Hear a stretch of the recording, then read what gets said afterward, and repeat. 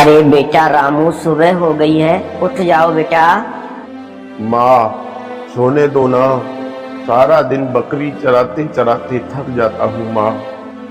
बेटा बकरियां भूखी हैं, रेवाड़े में बेचारी कब से आपका इंतजार कर रही है। माँ ठीक है, मैं अभी आता हूँ।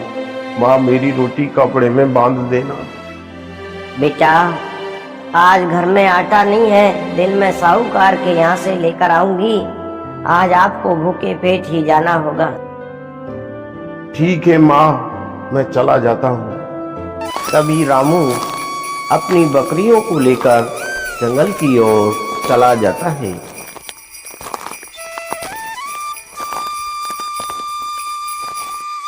सुनो मेरी प्यारी बकरियों, आप जंगल में जाकर अपनी भूख मिटा लो और यहीं लौट आना। मैं तुमको यहीं पर मिलूंगा। तभी बकरियां जंगल में इधर उधर चरने के लिए चली जाती हैं। अरे मुझे भी बहुत जोर से भूख सता रही है। मुझे जंगल में ही कुछ खाने के लिए ढूंढना होगा। रामू जंगल में इधर उधर भटक ही रहा था, तभी उसको एक आम का पेड़ दिखाई देता है। मुझे आम खाकर ही भूख शांत करनी होगी। इसमें तो बहुत सारे पीले पीले पके पके आम लग रहे हैं। तभी रामू पेड़ पर चढ़कर आम खाने लगता है। अरे रोज रोज ये खाना खाकर तो मुंह का स्वाद ही बदल गया है। बहुत दिन हो गए हैं इंसानी मांस खाए हुए। आम तो बड़ी स्वादिष्ट है, बड़ा ही आनंद आ रहा है। मैं कुछ आम घर भी ले जाऊंगा। जब माँ ऐसे स्वादिष्ट आम खाएगी तो बहुत प्रसन्न होगी मेरी माँ। देखती हूँ कहीं से इंसानी मांस का जुगाड़ हो जाए। बुढ़िया की नजर आम खा रहे रामू पर पड़ती है। अरे वाह, यहाँ तो कोई आसपास नजर नहीं आ रहा है। अब मैं इस लड़के को ही अपने जाल में फंसाती हूँ। इसी को बलि का बकरा बनाती हूँ आज। ऐसा कहकर बुढ़िया रामू के पास चली जाती है। बेटा, ओ बेटा, सुनते हो? हाँ अम्मा, क्या बात है? बेटा मुझे रामपुर जाना है, क्या तुम मुझे वहाँ का रास्ता बता सकते हो? अरे अम्मा, ये रास्ता सीधा रामपुर ही जा रहा है। बेटा, ओ बेटा, मुझे एक आम दे दो, मुझे बहुत भूख लग रही है। रामू तभी उसको आम तोड़कर नीचे डालता है। बेटा ये तो गंदा हो गया और नीचे गिर गया है, और नीचे गिरी हुई चीज को मैं स्पर्श नहीं करती हूँ बेटा। तभी रामू उसको दूसरा आम तोड़कर दे देता है। धन्यवाद बेटा, आप खुश रहो। बेटा ये बकरियां आपकी हैं क्या? ये तो भागकर भयानक जंगल की ओर जा रही हैं। उसमें एक भेड़िया रहता है, आपकी बकरी को मार करके खा जाएगा। अरे अम्मा, मुझसे उतरा ही नहीं जा रहा, डर लग रहा है माँ। बेटा आप ऊपर से कूद जाओ, मैं आपको पकड़ लूंगी। तभी रामू बुढ़िया की बातों में आ जाता है और ऊपर से कूद जाता है। बुढ़िया रामू को बोरे में बंद कर लेती है। अरे बुढ़िया, बोरे में क्यों बंद कर लिया? मुझे खोलो। अरे वाह वाह, आज तो मैं खूब इसे अच्छे से पका कर खाऊंगी। काफी दिनों बाद इंसानी मांस खाने को मिला है। बुढ़िया चलते चलते थक गई, क्योंकि बुढ़िया रामू को लाद कर ले जा रही थी। अरे अम्मा, तुम क्या लेकर जा रही हो इस बोरे में? कुछ नहीं है बेटा, थोड़ा सा खाने पीने का सामान लेकर जा रही हूँ। बेटा बहुत प्यास लग रही है, यहाँ कहीं पर पीने का पानी मिलेगा क्या? अम्मा, तुम पानी तो पीछे छोड़ आई। बेटा तुम मेरे सामान का ध्यान रखना, मैं पानी पी कर आती हूँ। ठीक है अम्मा, जाओ। लेकिन जल्दी से आना। बुढ़िया बोरे को उस आदमी के पास छोड़कर चली जाती है। रामू दोनों की बात सुन रहा था। बुढ़िया के चले जाने पर रामू बोला, अरे भाई मुझे बचा लो, अरे भाई मुझे बचा लो। अरे ये आवाज कहां से आ रही है? ये आवाज तो इंसान की है। लगता है इस बोरे में किसी इंसान को बंद कर रखा है। भाई ये बुढ़िया आदमखोर है, इंसानी मांस खाती है।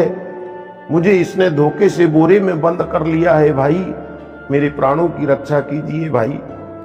तभी अजनबी बोरे का मुंह खोल देता है और रामू बोरे से बाहर निकल आता है। अच्छा तो ये बात है।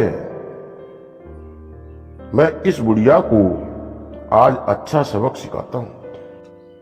तभी अजनबी उस बोरे में बहुत सारी मधुमक्खी जो उस पेड़ पर लगी हुई थी रामू के वजन के बराबर डाल देता है और कुछ मिट्टी डाल देता है।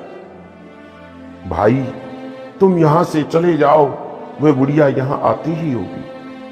तभी रामू वहां से चला गया। कुछ देर बाद बुढ़िया वापस आई और अपना बोरा लेकर चली गई। घर पहुंचकर बुढ़िया ने जैसे ही बोरा खोला, उस पर सारी मधुमक्खियां चिपक गई। अरे बचाओ बचाओ बचाओ, अरे बचाओ, कोई तो मेरी मदद करो, अरे बचाओ बचाओ। कुछ ही देर में मधुमक्खियों ने काट काट करके बुढ़िया का हाल बेहाल कर दिया। कुछ दिनों बाद बुढ़िया दोबारा से उसी पेड़ के पास चली जाती है। अरे ये तो वही बुढ़िया है, लेकिन मैं आज इसकी बातों में आने वाला नहीं हूं। बेटा, अरे ओ बेटा। अरे तू तो वही बुढ़िया है जो पहले आई थी। भाग जाओ यहां से, नहीं तो लाठी से सिर के टुकड़े टुकड़े कर दूंगा। तुम जैसी धूर्त बुढ़िया लोगों पर कभी दया नहीं दिखाने वाला। अरे बेटा, तुम जिसे सोच रहे हो मैं वो नहीं हूँ, वो मेरी बहन है। वो तो बहुत ही बेकार औरत है। मुझे पागल मत बनाओ धूर्त बुढ़िया, तू वही है। मैं तुम्हें कैसे यकीन दिलाऊं बेटा। देखो, मेरी तो ये चांदी की नाक है और मेरी बहन की सोने की नाक है। अरे हाँ, तुम्हारी नाक तो दूसरी है।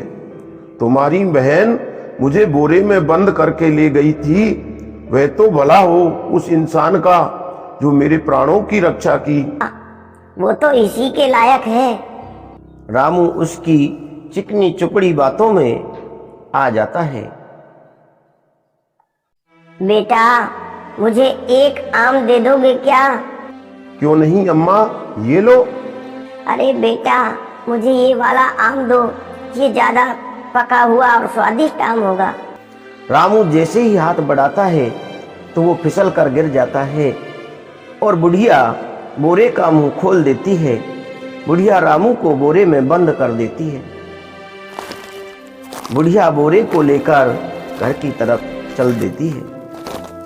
पहले तो तू मुझे चकमा देकर भाग गया था। चल, आज तो चाहे कुछ भी हो जाए, सीधा घर पर ही जाकर रुकूंगी। चलो, अच्छा हुआ बेटी घर पर नहीं है। उसके आने से पहले ही इसको पकाकर खा लेती हूँ। बुढ़िया ने जल्दी से चूल्हे पर एक बड़ी कढ़ाई में पानी गर्म होने को रख दिया। चलो, जब तक पानी गर्म होता है मैं दुकान से मसाले ले आती हूँ। कुछ देर बाद उसकी लड़की घर आती है और उसकी नजर उस बोरे पर पड़ती है। अरे माँ, इस बोरे में क्या ले आई है? कहीं फिर से किसी इंसान को तो नहीं ले आई?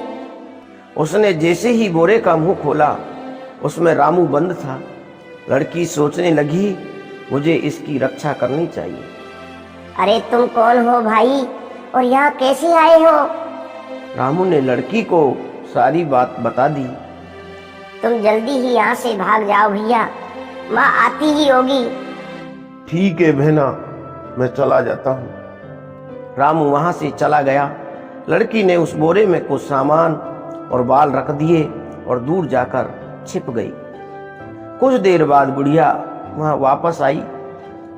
चलो पानी तो गर्म हो गया, चलो अब इसे गर्म पानी में डाल देती हूँ। कुछ देर बाद उस बोरे में से बाल निकलने लगे। अरे ये क्या हुआ, कहीं वो लड़का मेरी बेटी को तो इसमें बंद करके नहीं भाग गया? अरे नहीं नहीं, ऐसा नहीं हो सकता। अरे मेरी बेटी, मेरी गुड़िया, अरे मेरी बेटी, मेरे गलत कामों की सजा मुझे मिल गई। हाय मेरी बेटी, हाय मेरी बेटी। बुढ़िया जोर जोर से रोने लगी। देखा माँ, कितना दुख होता है जब अपने के साथ कुछ बुरा होता है। सोचो, जिनके साथ तुम गलत करती हो वे लोग भी ऐसे ही दुखी होते हैं। हाँ बेटी, तुम सही कह रही हो। आज के बाद मैं ये सब काम छोड़ दूंगी। बेटी मुझे माफ कर दे। आज के बाद मैं कभी बुरे काम नहीं करूंगी।